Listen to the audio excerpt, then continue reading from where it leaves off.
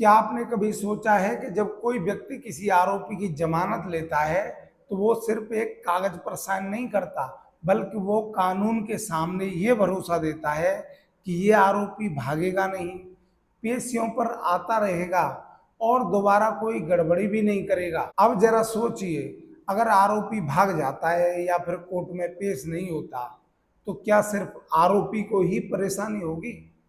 तो नहीं, परेशानी तो उस बेचारे को झेलनी पड़ सकती है जिसने उसकी जमानत ली है, क्योंकि उसने आरोपी की जमानत लेते समय कोर्ट को भरोसा दिया था कि आरोपी कोर्ट में पेश होता रहेगा और ना ही कोई नया अपराध करेगा।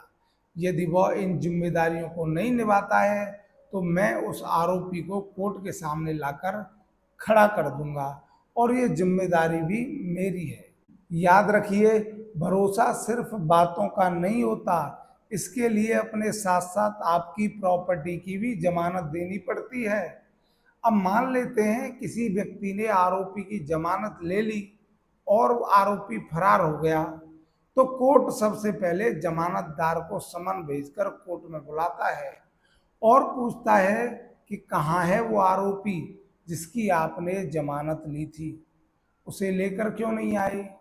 जब कोर्ट से आरोपी के वारंट निकल जाते हैं तो पुलिस आरोपी को ढूंढती है और वो भी पूछताछ करती है जमानतदार से कि बताइए आरोपी कहाँ है, आरोपी कोर्ट में पेश क्यों नहीं हो रहा है।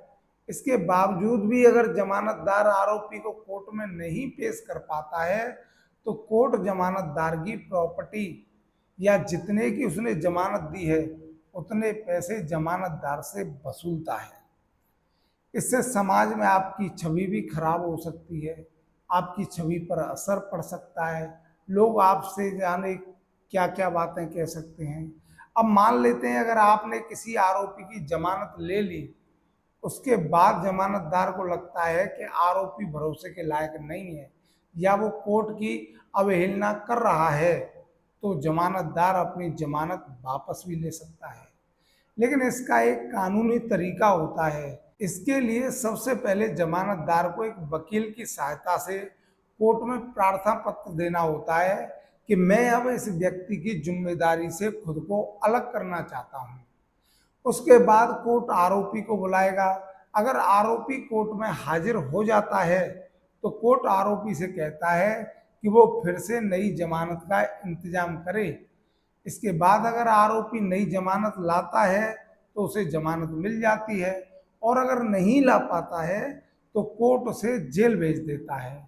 तब जाकर पुराना जमानतदार मुक्त हो जाता है।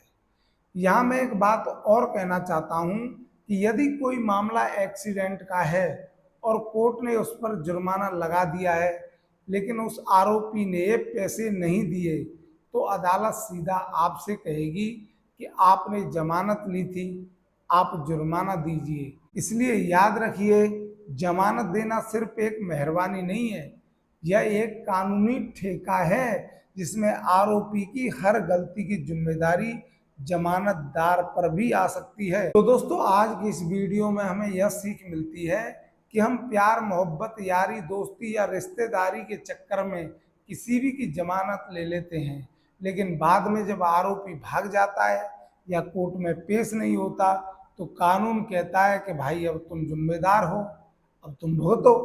इसलिए याद रखिए, अगर किसी को जमानत दे रहे हैं तो सोच समझ कर दीजिए। अगर आपको ये जानकारी अच्छी लगी हो तो इसे अपने दोस्तों और परिवार वालों के साथ शेयर करिए और वीडियो को लाइक करिए, चैनल को सब्सक्राइब करिए और साइड में जो घंटी वाला बटन है उसे दबाना बिल्कुल मत भूलिए। आज की वीडियो में बस इतना ही। मैं मिलता हूँ आपको एक नई वीडियो के साथ, तब तक के लिए नमस्कार।